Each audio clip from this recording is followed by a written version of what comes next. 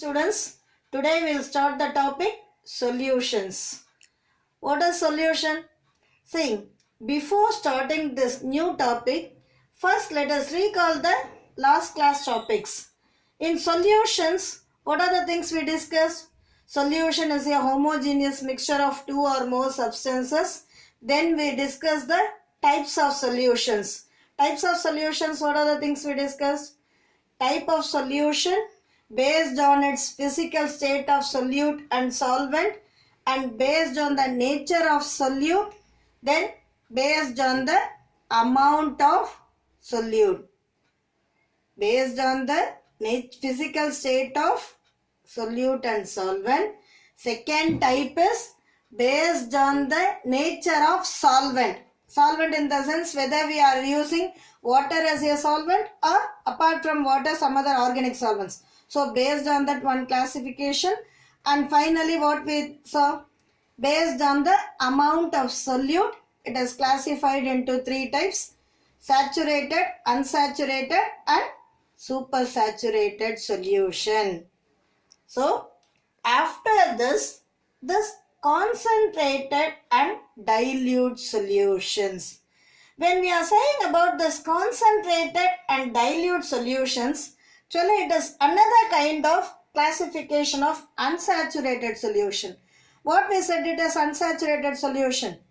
If the amount of solute in a solution is less, then it is said to be unsaturated. For example, when I am asking you to prepare sugar solution, you are taking one large glass of water, but you are adding only 1 spoon of sugar. Will it give taste? No, because the amount of sugar content is very less. So such kind of solution, we are saying it is dilute solution.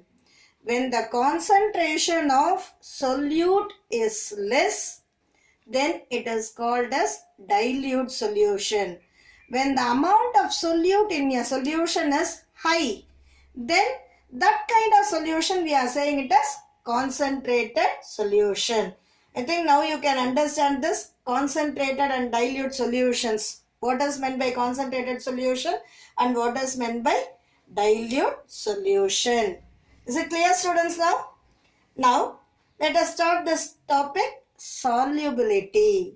Solubility means, in earlier class I said 36 gram of sodium chloride, it will be dissolved in 100 gram of water to produce saturated solution, I said. So, how we are calculating? Based on its solubility. Now, first of all, you should know what is meant by solubility. Solubility is defined as the number of grams of solute dissolved in 100 gram of the solvent. So, how much grams of solute is needed to prepare saturated solution? That we are saying it as solubility. Students, don't forget to write this word also at a given temperature and pressure. So, once again I am saying the definition for solubility. Solubility is defined as the number of grams of solute. How much gram of solute is dissolved in 100 gram of solvent to produce saturated solution. That is to form saturated solution at a given temperature and pressure. Now, let us discuss this factors affecting solubility. What are the factors which will affect this solubility? You are taking solute and it is dissolving in the solvent. At that time solution is prepared. Suppose when we are altering these three factors, definitely it will make a significant change in the solubility. So, first topic is nature of the solute and solvent. Students, just remember this word alone so that it is easy for you to understand. Like dissolves like. Like dissolves like in the sense, there are two kinds of solvents. One is polar solvent. Another one is non-polar solvent. Polar solvent best example is water. Actually, when charges are separated, then it is called as polar solvent. Already we discussed that. So, for polar solvent, whenever I am saying the word polar solvent, you should think of water. So, all the polar substances, it will dissolve in polar solvents. Polar substances dissolve in polar substance. Same manner, non-polar substance dissolve in non-polar solvents. For non-polar solvents, you can say ethanol, benzene, ether as an example. Okay. Next important factor, temperature. When we are saying about temperature, obviously when we increase the temperature, definitely the solubility will be increasing. But there are some factors where it is getting decreased. For that only, solubility of solids in liquids, same manner solubility of gases in liquids. Solubility of solids in liquids and solubility of gases in liquids.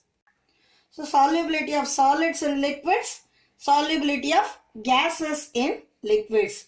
Solubility of solids in liquids. Here when we are taking solid is the solute and liquid is the solvent. Whenever we are taking this solid solute, when it is dissolving in liquid solvent, solubility increases. Students, generally we will use this upward and downward arrow mark to represent gas and precipitate. Here for increasing and decreasing, I am using this symbol for your understanding. Clear? So, be clear with the concept. Solubility of solids in liquids generally increases. Here in temperature, when we are saying about temperature, there are two kinds of reaction. One is exothermic reaction and another one is endothermic reaction. Exo, whenever we are saying the word exo, it means go out. So, thermal heat. So, heat energy is evolved or given out. That we are saying it as exothermic reaction. Endo means getting inside. So, here temperature is absorbing.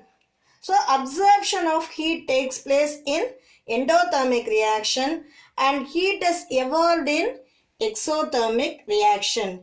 When we are saying about solubility, generally solubility increases with increase in temperature. So, when you increase the temperature, solubility will be increased in case of endothermic reaction. Same manner, solubility when we are saying about exothermic. In case of exothermic, when we increase the temperature, at that time solubility decreases.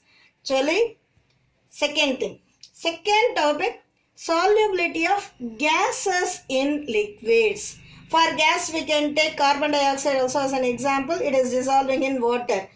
Whenever you are dissolving this gas in liquid, at that time solubility decreases with increase in temperature. This important concept, it is useful in aquatic animals. This question, it is very important, students. Definitely it will be asked in 2 mark or 4 mark like that. So, how they will ask in the sense, why aquatic animals live more in cold regions? Reason is that more amount of dissolved oxygen is present. Generally, more amount of dissolved oxygen is present in the water of cold regions. That is why it is living more in cold regions. Clear? Final factor is pressure.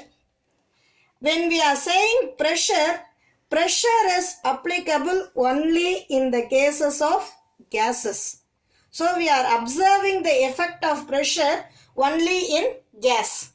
Generally, solubility increases with increase in pressure. This effect of pressure in gas is explained by Henry's law. According to this Henry's law, solubility of gas and liquid is directly proportional to the pressure of the gas. Is it clear, students? With this, today we have completed the solubility and its factors, which may be asked in detail also. Thank you, students.